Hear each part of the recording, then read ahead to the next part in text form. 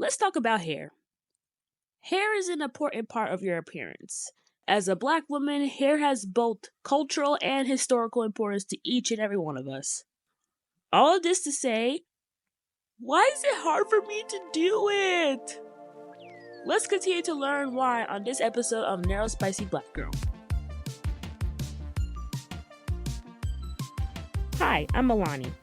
I'm black, female, and neurodivergent, aka I lost the genetic lottery.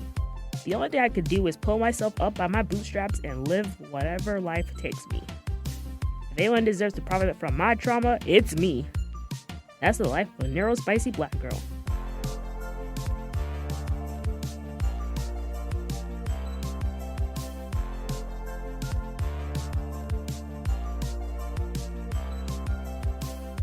Welcome to Neurospicy Black Girl, the only place where you learn that a doll's hairbrush has been the only type of hairbrush that can handle my hair. No, for real. I'm Milani, and today we're going to talk about my hair. Or at least the relationship between it.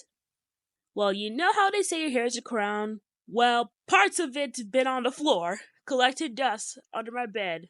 Because when I take my braids out, and when I comb my hair, I sometimes forget to clean it up. Okay, jokes aside, depression makes it really hard to care about how I look. And I wish it was just about vanity because that would be easy to brush off. But it's not. As a black woman, I've been raised to believe that how I show up in the world, how neat my edges are, how moisturized my curls are, etc., determines how people treat me. And when I'm in a depressive episode, that just feels like pressure I can't live up to. I tell you about the kind of days where even looking at my hair feels overwhelming. Like, I'll see the bonnet on the floor, see the leave-in conditioner on the shelf, know exactly what steps I need to take, and still not move. My brain just goes, nope, too many steps, try again tomorrow. And then tomorrow becomes next week, and next week becomes, why did I let it get this bad? And don't get me started on the detangling process. The knots in my hair could qualify as an escape room, and I'm the only one who forgot the clues. But it's not just laziness or being unmotivated. Which, by the way, if one more person tells me to just push through it, I might actually push them. Depression slows down everything. It turns basic care tasks into these giant mountains you have to climb barefoot in the rain with no snacks. Hair care becomes emotional. It feels tied to identity, worthiness, and visibility. And when your brain already tells you you're not worth the effort, trying to prove it wrong with a twist out feels impossible. And if depression didn't already make hair care hard enough, ADHD had to pull up with its own set of chaos. So, let's talk about the fun little bonus round that is executive dysfunction. Because it's not just forgetting to do my hair, it's fully attended to. Setting the product out, put on a YouTube tutorial, maybe even parting my hair, only to get distracted halfway through and never finish. Now I've got one side moisturized and the other side looking like I just lost a fight with a brush. My forehead curls are screaming for help, but my brain has already moved on to reorganizing my email inbox from 2009 for no reason. And then there's the time blindness. I will generally believe I can do a full wash day in 30 minutes, and then somehow be shocked when it's 3 hours later and I'm still deep conditioning with a plastic bag on my head, texting people like, hey, sorry, missed the function, I was doing my hair. And yes, that's a real excuse. And yes, I used it more than once. ADHD also messes with consistency. Like, I'll start a new hair care routine and be hyped for a week. I'll write it down in a Q planner and I'll be like, Sunday is wash day, self-clean energy, let's go. Then week 2 hits and I'm already winging it. By week 3, I've completely forgotten what products I use, what order I use them, or why I even cared in the first place. And this is 4A hair we're talking about. She is not low maintenance. She needs attention, moisture, love. You skip a few steps and suddenly you're in a detangle-geddon. And there is no escape. Sometimes I feel guilty, like I'm neglecting my hair. Like I should be doing more.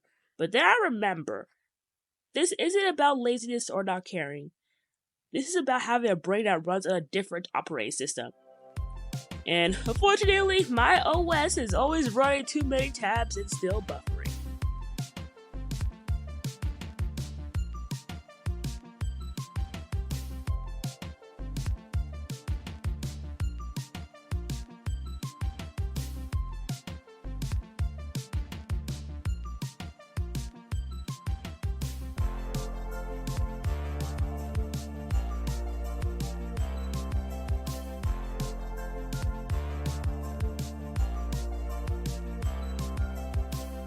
Alright, so now that we've dragged depression and ADHD for ruining our hair routines, let's get into the part of the episode where I actually try to help you and myself cope.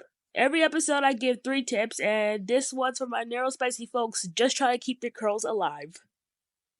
Tip number 1, break hair into micro steps. Washing, detangling, deep conditioning, styling, it's too much. So I stopped trying to do it all in one day. If wash day feels overwhelming, I'll detangle one day, wash the next, and style later. If I get there. The goal is maintenance, not perfection. You don't need a 10-step routine to show up for your hair. You just need 1 step at a time. Tip number 2, create a lazy natural hair kit. I'm talking leave-in conditioner, Y2 comb, a spray ball with water, maybe a soft brush. All in one place, ready to go.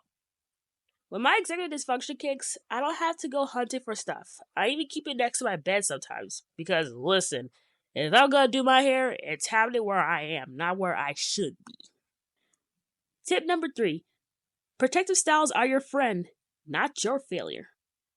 There was a time I thought that I had to be the twist out queen every week to earn my black girl badge. False. Braids, wigs, puffs, and even just wearing a bonnet for a bit longer are all valid. I've learned that protecting my energy is just as important as protecting my ends. Low maintenance doesn't mean you love your hair less. It just means you're prioritizing sustainability over struggle. Thank you for listening to today's episode. This episode is dedicated to my fellow curly-headed Neurospicy Black girls.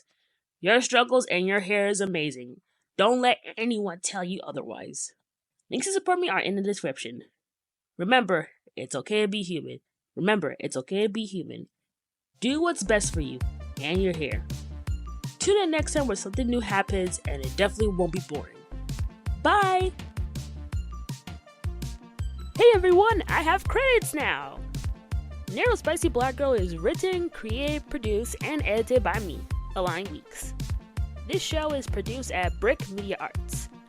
To learn more about this nonprofit arts organization, visit brickmediaarts.org. That is BRICMEDIAARTS.org.